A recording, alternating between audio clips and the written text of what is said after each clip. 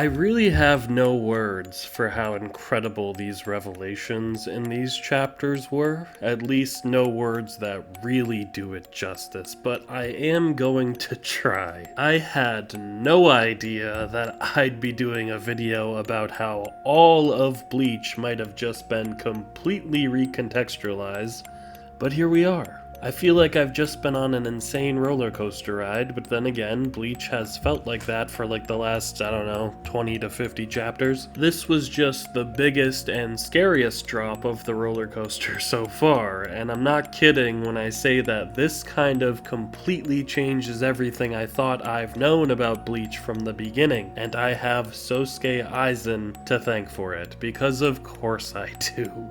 Someday I'll be able to make a video without mentioning just how incredibly well written Aizen is, but today is not that day. No, this man continues to astound me time after time after time. I don't know how Kubo can keep continuously improving Aizen as a villain, but he does, and I've never really seen anything quite like it. Aizen just keeps getting better with every twist and every reveal, but this one is probably the biggest we've seen from him. Yes, even bigger than learning he was a traitor, because this shows that Aizen has apparently been influencing a whole lot of this for a very long time. In some ways, he's kind of the author of Ichigo's entire story as we know it. So sorry, Kubo, you were apparently just an illusion too. A decoy. Aizen has been planting all of the seeds, pulling all of the strings, and writing the story of Ichigo Kurosaki from the very beginning. Kubo once again uses Aizen as a meta illusionist that's fooling the audience, that's making a commentary about this story as a whole and the viewers and what we think we're seeing. So either way, whether it's Tite Kubo or Sosuke Aizen, whoever the architect of this story really, truly is, they just completely blew my mind. Again. Before we dive too deep into the revelation itself that kind of changes the whole series, let's talk about what led up to it. Ichigo finally made his move against Aizen when he thought he had an opening, and even managed to inflict some damage. But unfortunately, the wound he gave Aizen doesn't last, because it heals very quickly. But it wasn't because of holification, it was because the Hogyoku itself is now a part of Aizen. This really surprised me because after the Tozen stuff, I fully expected Aizen to have experimented on himself with holification too, but it seems that he had other things in mind. It's kind of a shame because I was really looking forward to seeing what Aizen's hollow mask would look like, but oh well, maybe Gin can holify instead still. But no, Aizen's new power comes from a different source. He just straight up had embedded the Hogyoku into his chest, fusing with it. The Hogyoku has been a big part of the plot throughout this arc, a MacGuffin with a lot of terrifying implications and possibilities. It's been the key to Aizen's plans, but hasn't actually been shown on the panel or on screen all that much, and this seems to be why. It's been hidden under a shirt this whole time. It's literally a part of Aizen now, even protecting him from physical injuries when Ichigo finally lands a good hit. I'm not exactly sure what merging with the Hogyoku can really do just yet, but I assume it's something to do with how the Hogyoku allows natural barriers to be broken. It was used to turn hollows into Arankars, so I assume it can do more than that. Aizen wants to become something more, and something that's above everything else, which I've talked about before, how he doesn't even seem to consider himself to be a Soul Reaper anymore. So the Hogyoku is probably a catalyst toward whatever he wants to be. It's already giving him healing abilities, and probably much more, so his dabbling with the natural order seems to be paying off. However, remember that scene when Orihime was considering destroying the Hogyoku with her abilities? Maybe that will be the way they finally beat him. I don't know, but maybe Aizen just kind of gave himself a weakness without realizing it. That would be cool. I thought back to that scene as I was reading this, that, we've established that Orihime's powers might be able to affect the Hogyoku. But Aizen fusing with the Hogyoku is like the third most surprising thing in these chapters. So let's get on to the big, gigantic, massive, gargantuan, colossal, world-changing reveal. Aizen has apparently not only only been observing Ichigo for a very long time, but has been manipulating things from the start. He had a hand in everything that has happened since Ichigo and Rukia met, which I remind you was chapter 1 of Bleach. So literally all of Bleach from the very beginning has been because of Aizen's machinations. Every fight, every encounter, all of Ichigo's growth, it was all part of Aizen's plan, which is crazy.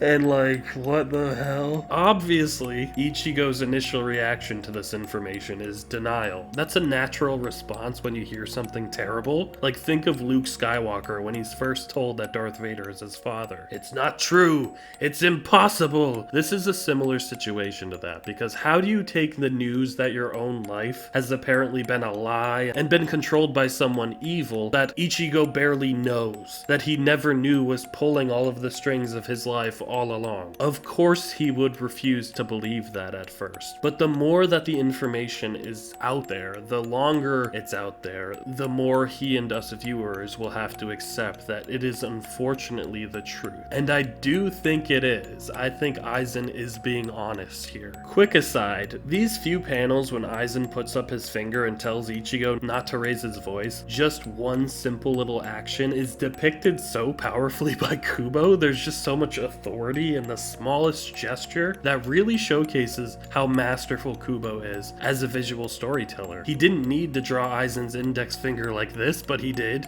and he gave it so much space to be scary and intimidating, and brings me back to when Ichigo's blade was stopped by Aizen's finger. It just reminds me that despite how far Ichigo has come since that moment, he still seems so inferior to Aizen. Loved that. That was cool. Anyway, a reveal like this, with Aizen secretly being behind everything, is a risky move by a writer because it's asking the audience to look back and somewhat recontextualize everything that they saw and that they believed about the story so far. A character, a villain in particular, secretly steering things the whole time without us or the characters realizing it can come off as a weak retcon or an obvious late addition if it's not handled with care. Let me give you an example of where an antagonist secretly being behind the curtain the whole time didn't quite work. I'm a big James Bond fan, and in the 2015 film Spectre, Blofeld reveals that he has secretly manipulated Bond's whole life, and everything we've seen in the past few rebooted Daniel Craig movies has all been part of his evil plan. Every villain has secretly worked for him, he's been secretly conspiring behind Bond's back the whole time to make his life miserable, but it comes off as a weak and unconvincing reveal because the points he made, at least to me, didn't line up well with the previous events that he was supposedly controlling. He claims to be the author of all of Bond's pain, but the story never made me believe that. In fact, when you rewatch the movies before that one, Skyfall in particular, Blofeld's supposed unseen role in all of it actually makes that movie a little weaker instead of helping bolster its story. It weakened the actions of previous characters, and it didn't mesh well with the previously established motivations. Instead of being this great, like, aha moment, it seemed like a lazy way to suddenly shoehorn Blofeld in as an archenemy and failed to convince me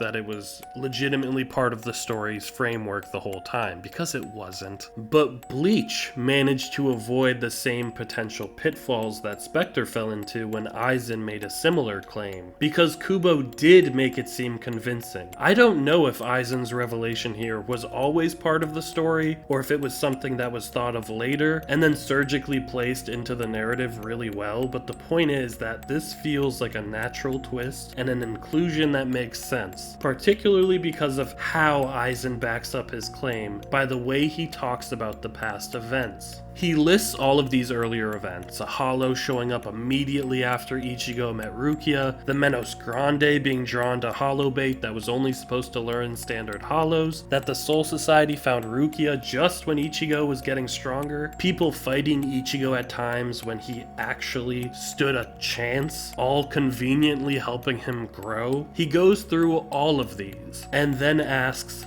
doesn't that seem a little strange?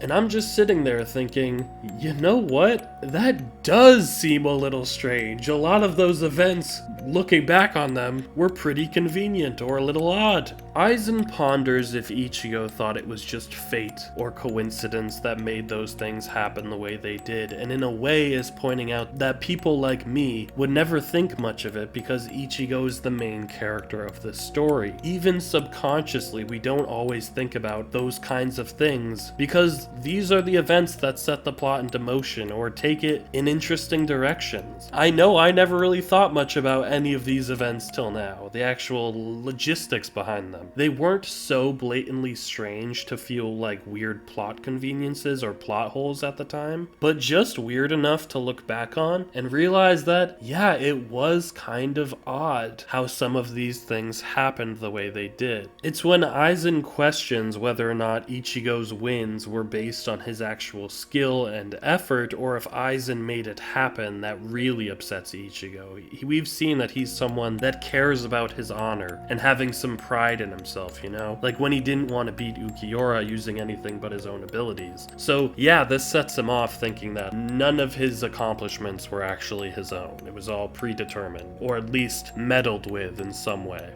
And Aizen claims that he's been interested in Ichigo and his abilities since the moment he was born, from literally the very beginning. So this just obviously blew my mind, just like it blew Ichigo's. It also reminded me of Shinji telling Aizen that line about he suspected him since he was in his mother's womb, you know, from the very, very beginning. Yeah, this really got me. So I took the liberty, because I was a little obsessed at like 2 a.m. when I was reading this and found out. I went back and I examined every time Ichigo and Aizen have directly interacted, because from what we had seen so far, Aizen didn't seem to pay much mind to the Ryoka boy. At best, he had seemed mildly interested and a little amused, while at worst, he seemed utterly disinterested in Ichigo. So let's look back at some of these interactions, and let's talk about Aizen and Ichigo's relationship up until this point. Ichigo didn't even see Aizen, or at least meet him in person, until the end of the Soul Society arc. Since Aizen was playing dead and secretly manipulating things behind the scenes, while Ichigo was growing exponentially during that period, it kind of makes sense that Aizen would hang back and let Ichigo develop without any direct contact. He doesn't want to contaminate the experiment after all. He was probably more focused on all of the moves he was making to acquire the Hogyoku, while he probably saw Ichigo at the time as like a side project, letting him develop on his own, but had kind of positioned him to be in a scenario where he would be fighting people that would make him stronger. The first time we see them actually meet is in chapters 173 and 174, when Ichigo saves Renji during Aizen's big betrayal. They don't initially really say anything to each other directly, as Aizen just seemingly regards Ichigo as another ant, while Ichigo is one of the only people in the Soul Society at the time that doesn't know Captain Aizen and has zero history with him. So the betrayal itself wasn't a big deal to Ichigo. He didn't know this guy. You know, he's just another enemy that's threatening his friends. He wasn't hurt and he wasn't thrown off like so many of the other Soul Reapers were by the treachery going on. Aizen is just another enemy trying to hurt Rukia, which is enough for Ichigo to try to fight him. There's the amazing moment when Aizen stops Ichigo's blade with just a finger, but even then, there wasn't a real conversation between the two. However, there was one moment that makes a lot more sense now. Aizen cuts Ichigo really badly, and remarks that the swing should have cut Ichigo in two, to which Aizen claims that he must have miscalculated. And I call BS on that. We especially know now that Aizen isn't the kind of guy that miscalculates. Everything he does is done with precision and well thought out. No, this right here makes much more sense now. Aizen spared Ichigo right here because he wanted him alive. The real first talk they had was right after, when Ichigo was still trying to save Rukia despite his injuries. Aizen informed Ichigo that he had used him to make his own plans easier, already showing that he was in control of Ichigo, even if Ichigo had no idea. And it's in this conversation that Aizen explains holification. Before this reveal that we just got, that scene seemed like it's just Aizen elaborating about what the Hogyoku can do, but in hindsight, looking back on it, it was Aizen giving Ichigo some vital information about what he himself was going to go through. He introduced him to the concept of holification, knowing that Ichigo was holifying. He was helping him out, kind of. Then, in Aizen's big moment of leaving Soul Society with his hair slicked back and his glasses off, the final thing he does before disappearing is he looks at Ichigo and says that he was interesting for a human. Knowing what we know now, Aizen knew that Ichigo wasn't just a human. But that was it. That was the extent of their direct interaction before this battle and before what's happening now. Though there are other hints about Aizen's kind of secret interest in Ichigo. Because we have to acknowledge that he did send two Espada to ascertain Ichigo's abilities at the beginning of this arc. That was the primary part of the mission that Ukiura and Yami undertook at the time. They were looking for Ichigo. They were gauging his strength. They came to the living world, barely walked 20 feet, and then left once they faced off with Ichigo for a little bit. And despite Ukiura's report that they shouldn't bother worrying about Ichigo, Aizen still seemed kind of interested in him when he showed up to Wako Mundo. And this might give more reason why Aizen took Orihime specifically. We were made to believe it was because of her powers, but then learned that she was mostly just bait. But now I think it's clear that it's at least partially because of what she meant to Ichigo specifically. Putting her in danger is what brings Ichigo to Wako Mundo and what drives his fights and his growth. Like, think about it, when he fought Grimmjow, protecting Orihime allowed him to rise even higher than before. When she was in danger against Ukiura, Ichigo unleashed a primal power to help keep her safe. With what Aizen already knew about Ichigo, he'd know that Orihime would be who he needed in order for Ichigo to fight his hardest. Hell, he might have learned this fact about Ichigo from seeing how he developed when Rukia was at risk in the Soul Society arc. Putting Ichigo's loved ones at risk is a quick way to get him motivated and for him to become more powerful very quickly. I brought it up a little last video, but this made it even more clear. I sometimes forget that at his core, Aizen, like Urahara and Mayuri and Xyloporo, is a scientist. Behind all of his ambitions and his plotting and his leadership, he is curious and wants to explore the unknown and push boundaries. He views things through the lens of experiments and results. He has apparently always viewed Ichigo as a research subject from the moment he was born because of a crucial factor about Ichigo that has been shown, but not really discussed yet.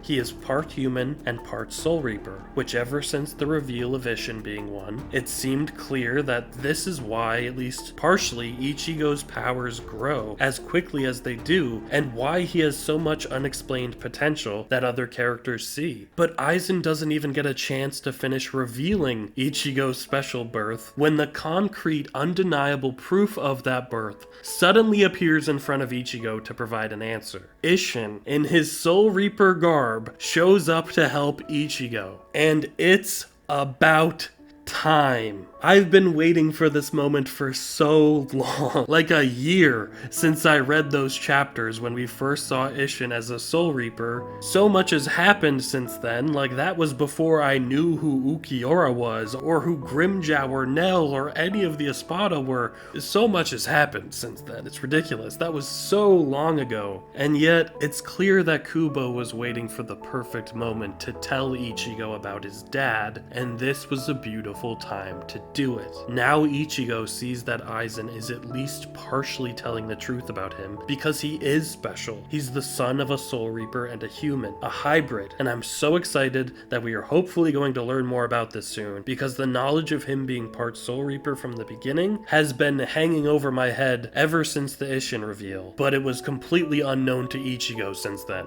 until now. Crazy. Isshin helps Ichigo escape for the moment, coming to the rescue just in time, which gives us the perfect opportunity to get into it, where we can see Ichigo have a huge reaction to his dad's secret, where we'll get an explanation for all of it, and all of these big lore drops surrounding Isshin's backstory. Surely.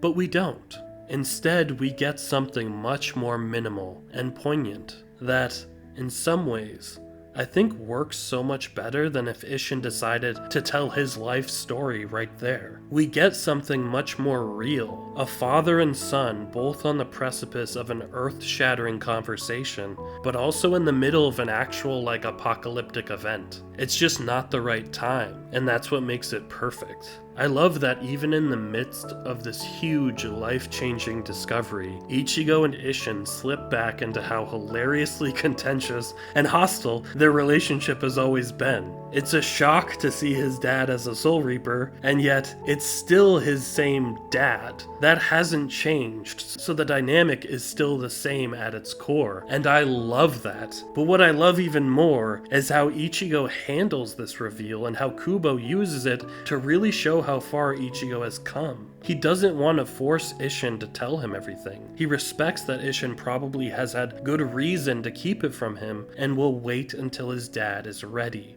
It's a really powerful moment for Ichigo's character. But selfishly, Ichigo, shut your mouth because I want to hear everything now. Please, I beg you, just tell me Isshin's backstory. And I liked that Ichigo learned this kind of grace and patience from his time with Rukia. It just feels like real growth. This brief reprieve from the fight and Isshin's actions reminding Ichigo of who he is doesn't last long though, as they rejoin the battle and we're set for a fight between Aizen versus Isshin and Ichigo versus Gin. That's a fight I'm really excited to see, considering they had a brief little one at the start of the Soul Society arc like a million years ago. I hope Ichigo is able to finally wipe the smirk off of that Snake Man's face. But Gin is about to show off his Bankai and maybe a holification, as he finally is going to be in the fight. But that's where we're going to leave it for now, because this was a lot. This was a lot to process for me.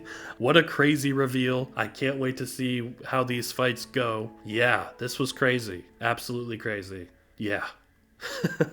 Thank you so much for watching, guys. Please comment, like, subscribe. If you'd like to help the channel out a little bit more, please become a member. That's an option. I'll see you guys next time. Who knows what'll happen now? I just hope Gin loses, that's all. Anyway, take care. Bye.